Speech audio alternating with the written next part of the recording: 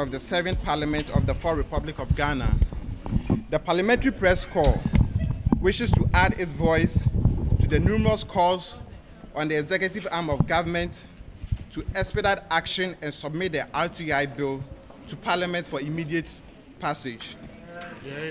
The PPC sincerely believes that as a group of and pass the bill when it's brought before them. From our reliable checks, we are fully aware that two main issues need to be considered when the bill is before Parliament. One, the issue of considering whether the country should have a central laboratory where those seeking to access the information can go there, or whether there should be a reference center where those seeking the information can go and be directed to certain places for the required information. Two, the kind of information that should be made available to the citizenry seeking for the information, because some information needs to be classified because of security purposes. Now, we believe that when all these have been addressed, the executive and the legislature have no cause or have no excuse to pass the bill. And we believe that when the bill is passed, it will enhance our work as journalists. In any case, when a bill is passed into law and is tested, before any gray area or loopholes can be detected. So we are asking the executive and the Parliament to pass the bill. Later, if necessary, an amendment can be made to achieve its purpose. It's our hope that our concerns will be addressed. And Parliament in the second meeting would deal with it. Again, for clarity, I've been definite that it would be late, although it's not been gazetted, or you are saying it may or may not, just for clarity. Which one may or may not? Gazetting or its appearance in Parliament? It being late. If it is the latter, I can assure you that it will surface in Parliament. And the other bit being that, why has it taken all this long? If it's just gazetting that is left, for No. How come that No, it's strategic. Strategic in the sense that once you gazette it, the last cabinet looked at it, the subcommittee looked at it and approved of it and sent it to cabinet. The cabinet is meeting today on that. So after its approval and it's sent for gazetting, assuming it's sent for gazetting tomorrow, we have to wait for the stipulated time to mature before it comes to Parliament, right? Which is why, if we have to wait for that time, Parliament would have recessed. So, in this state, the state that it is in now, it will be introduced in Parliament.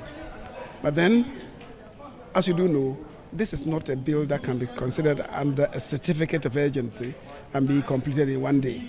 So that is why I'm telling you that the import of introducing it in Parliament will be for the committee to be seized of it, so they can take it home, that's during the recess, do the necessary consultations, report back to us mid-May.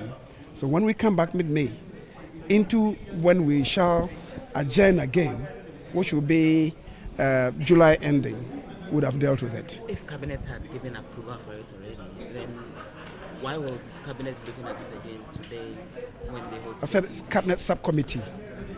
The subcommittee has looked at it, and Cabinet is meeting today at 3 p.m.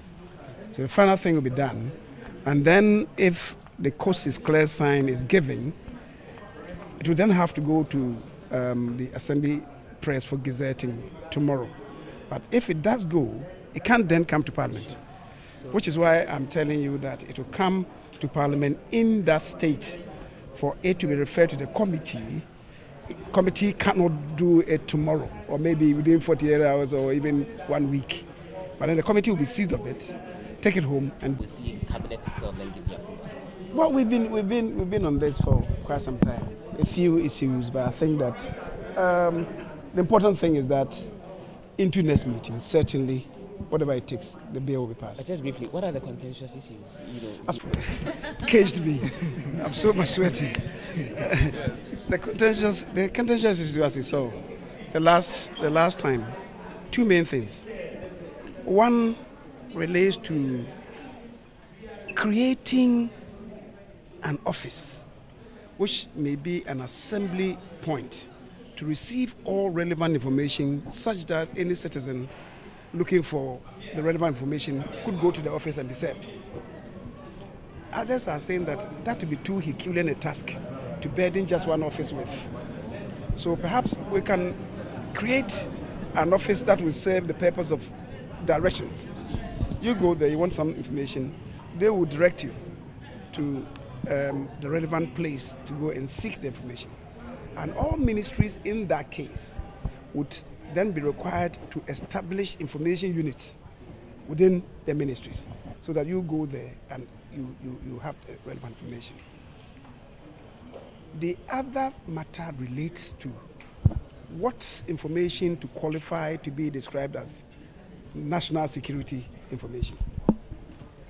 We must be very clear in our minds what it is, because the previous bill that we were dealing with, and it became one of the sore points.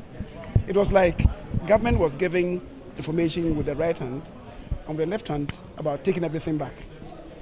So we need to be very clear in our mind what information should be given to the people of this country looking for information. That is, there are two major things that we should look at. Otherwise, it may derail the entire access that we want to grant to citizens looking for information. Okay, all right.